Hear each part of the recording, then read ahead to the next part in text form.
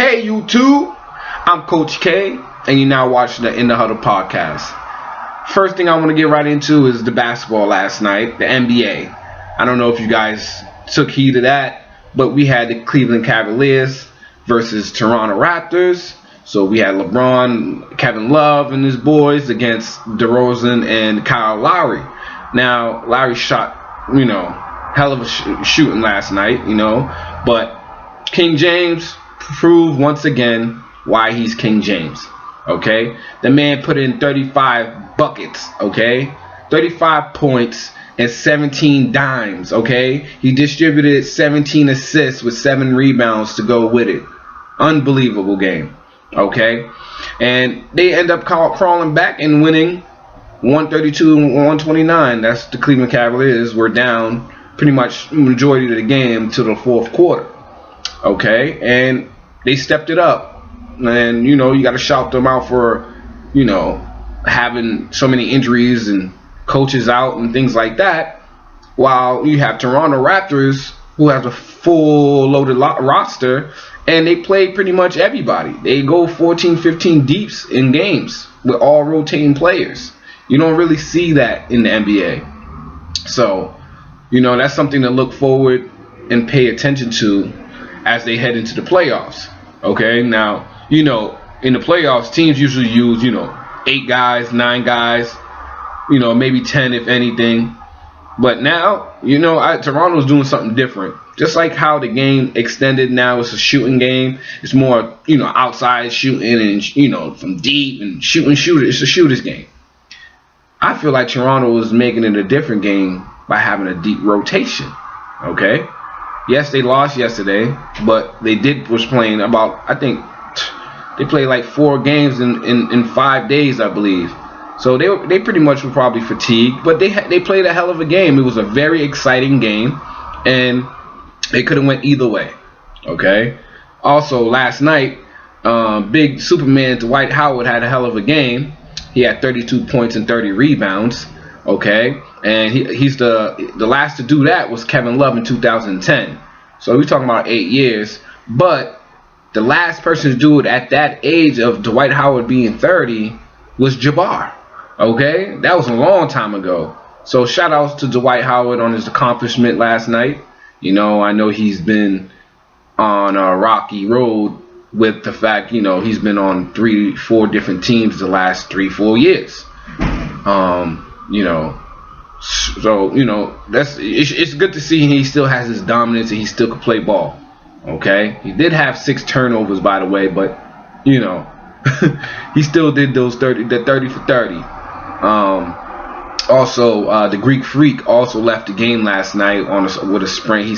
He got stepped on and he tweaked his ankle, and he's listed day to day. I wouldn't be surprised they ice him up, since the playoffs is around the corner. Also, I wanted to get into college basketball. Rhode Island ex-coach Hurley has just left for a 6-year deal to become the University of Connecticut Huskies head coach. So congratulations on that. That's definitely an upgrade on schools and a career move. You're talking about a well-known college that rings bells, that brought players to the NBA as Okafor and Kemba Walker and Ray Allen. You had to take that job. It was only a smart move. So shout outs to UConn for getting a good coach. He also brought University of Rhode Island to the last 2 years. He has brought them to the tournament as well as this year, which they did. Surprised everybody with the win over Oklahoma, which I had on my bracket, I may add.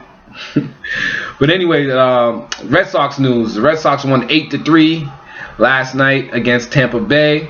JD Martinez is looking real good, and he's doing what we asked him to do. He had a 2-run double, and we basically won that game with ease.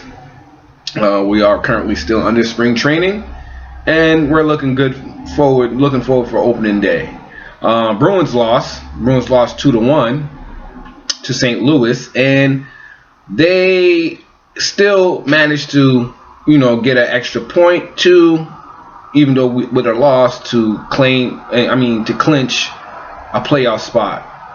So that's locked in. The Boston Bruins will be in the playoffs this year, as well as the Celtics, as we know.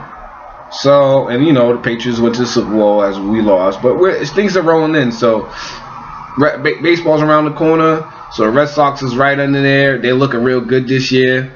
I like their lineups. I like their players. Coach, new head coach. I like it all.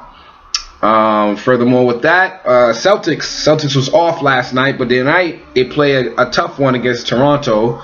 As you know, we're short of guys out there. So we did it with the winner OKC down to the wire. So you could expect a competitive game, and you never know what could happen. We did it against OKC last, and we could do it here. So Portland is coming off a loss, which snapped their 13-game winning streak, and Houston was the cause of that. So we know Western Conference is a powerful conference. So we'll see where this takes us. Also, Kyrie Irving is still day-to-day and doesn't look like he'll be taking this road trip to the West while he's getting ready for the playoffs, as well as Jaylen Brown, still day-to-day. Marcus Smart still out, for the next few weeks. And, I believe the schedule gets easier from after tonight's game. Pretty much play subpar teams. And we have like 2 weeks to go till playoff time. 2.5. And things will get interesting then. Okay, so we have Toronto, Celtics, Cleveland. It's going to be an interesting one with those top three. One of those threes are definitely coming out the top East, as we know, but it's going to be fun to see who. Okay?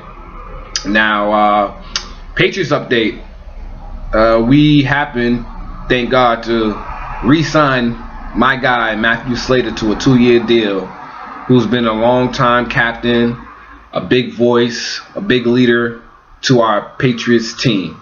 And I'm glad to see him back, even though, he did take a visit to Pittsburgh, but eventually came back to sign a deal and stay home with us. So, salute to you, Matthew Slater, special team specialist, Pro Bowler, one of the greats. Thank you.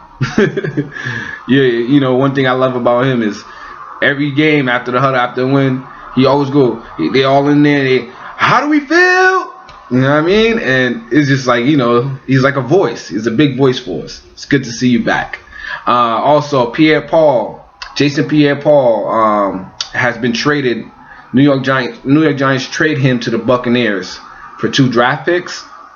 And I think about that. That's a good team for him to go for. But obviously, what's going on lately is about his lack of performance since that 4th of July incident, where he basically blew off 2 fingers, and he's been wearing, special gloves and taped up, and he hasn't been that effective ever since then. He's still, he's still competitive. He still can play football in the NFL, but he will never be who he was unless maybe a easier, better system for him, and maybe the Buccaneers have that for him. Buccaneers do have a nice defense, by the way, so that's a great team to go to. Giants are pretty much rebuilding anyway. So that was a good move for him. And that'll be all for today. Make sure you guys check out March Madness. It's back on this week. Thursday and Friday is back on for the Sweet 16. I hope you guys enjoy. And I'll talk to you guys tomorrow. And this is the In the Huddle podcast. I'm Coach K. You please hit the like, subscribe, comment below, and I'll see you guys tomorrow. Peace.